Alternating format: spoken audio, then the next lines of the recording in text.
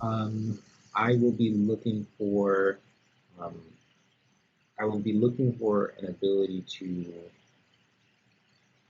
translate themselves into language, to really translate the essence of who they are to something that I can understand.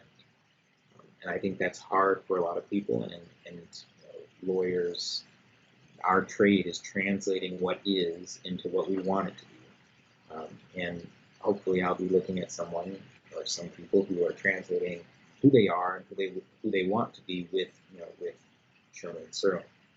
The other thing, I'm not looking necessarily for the grades and all like that is not my job to look for. HR does all of that.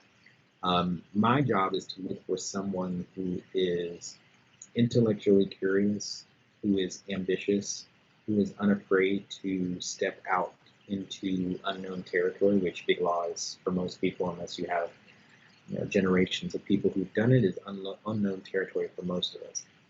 I think I look for someone who is hungry for something bigger than themselves, and has a path forward in how they're going to take it, whether they stay here forever or they eventually go on and become a partner or something else.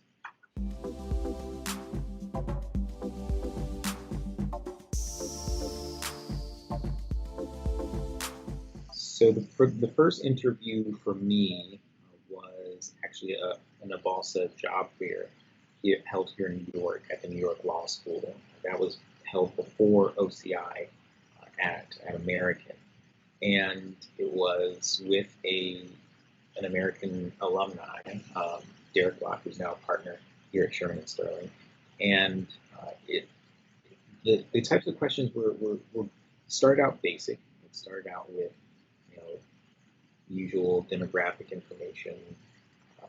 Who are you? Why Sherman and Sterling? Why the practice of law? And then we naturally flowed into conversations about ourselves. Where are you from? What are you about? What do you like to do?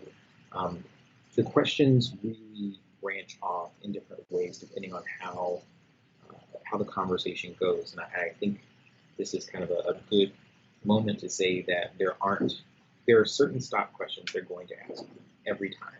They're going to ask you, why do you want to practice law? They're going to ask you why this firm, and they're going to ask you, they're going to ask you to tell them something about yourself. Those questions are easy to prepare for. What's not easy to prepare for, the natural branching off questions. If you have hobbies that you discuss in your resume, they will read your resume and they will ask you about them. And I think you should know your hobby, you should know yourself pretty well to really have a conversation and engage on what they might find interesting, because you never know what the commonalities might be that could lead to further conversations and even a callback.